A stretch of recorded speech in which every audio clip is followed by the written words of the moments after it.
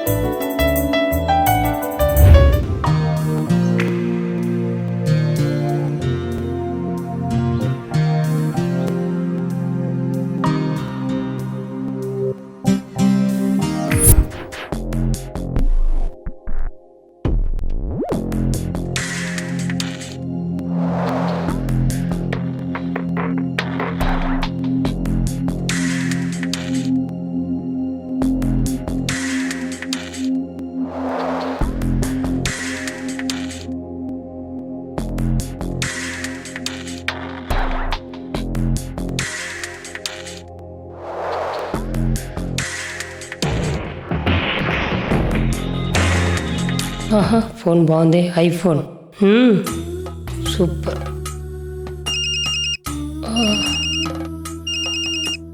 Call వస్తుంది, ఇప్పుడు ఏం చేయాలి? దీన్ని ఆపడం తెలియదే. బటన్ ఎక్కడుంది? రే బటన్ బటన్ బటన్ బటన్. అమ్మయ్యా, అయిపోయింది. మళ్ళీ కాల్ వస్తుంది. ఇప్పుడు ఏం చేద్దాం? రే అమ్మా, అయిపోయింది. ఇప్పుడు ఏదైనా చేయాలి. మళ్ళీ కాల్ వస్తుంది. ఎవరు రావట్లేదు కదా. ఇలా కాదు కానీ ఏదైనా చేయాలి.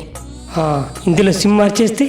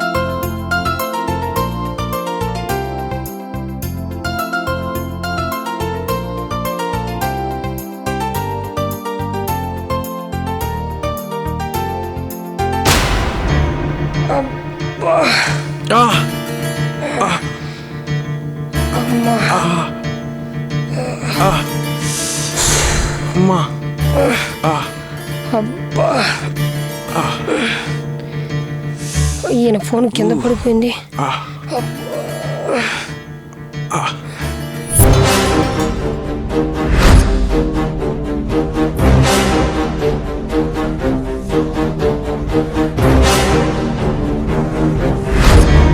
అమ్మయ్యా, మీ ఫోన్కి ఏం కాలేదు. Thank you.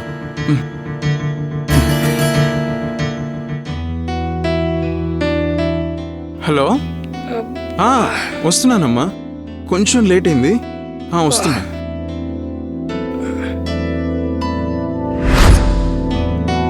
Sir, వాల్పేపర్లో pick me wife అనుకుంటా.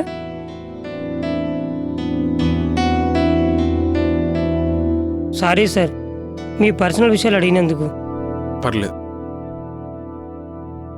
అవును, నా వైఫ్ అవ్వాల్సిన అమ్మాయి నేనే చంపేశాను. మేమిద్దరం ప్రేమించుకున్నాం.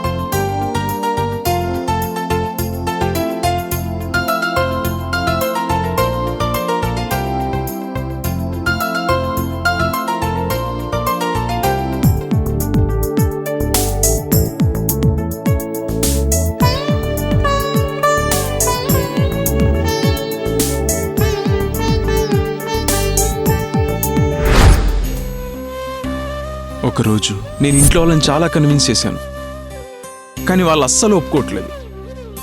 ఏం చేద్దాం కావ్య? చేయకూడనివన్నీ చేసావు, అడగకూడని సమయంలో అడుగుతున్నావు.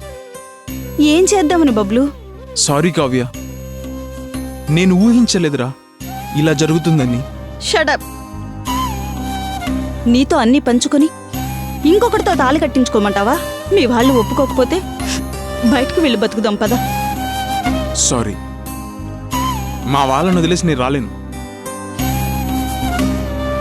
ఛీ, ఇంతకాలం నేను ప్రేమించింది ఇలా మాట్లాడుతున్న నిన్ను అనుకుంటే నాకే సిగ్గేస్తుంది. ఇక నా ముఖం నీకు చూపించను. ఏదో ఒక రోజు నీకే అర్థమవుతుంది.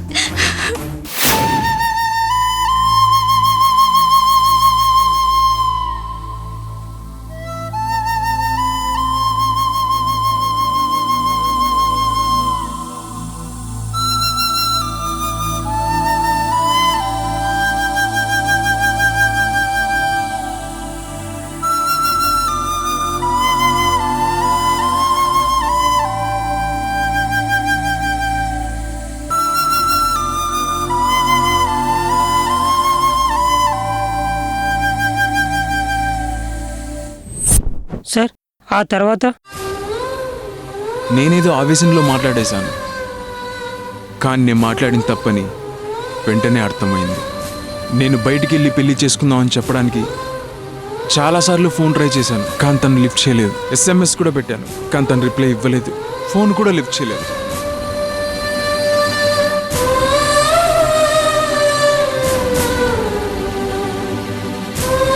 ఈలోగా తను తొందరపడింది, అవమానంతో సూసైడ్ చేసుకుంది. ఆ రోజు తను కాల్ లిఫ్ట్ చేసింటే నా జీవితం ఇంకోలా ఉండేది.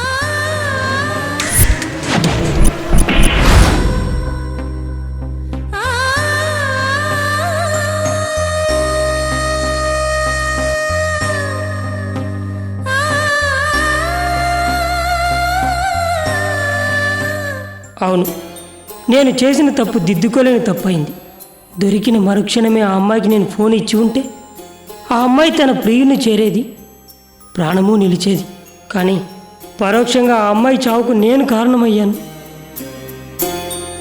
ఫోన్ అంటే రూపాయల్లో విలువ కట్టే వస్తువు మాత్రమే కాదు, అంతకు మించి ఒక్కొక్కసారి మనిషి ప్రాణం విలువ కూడా కావచ్చు.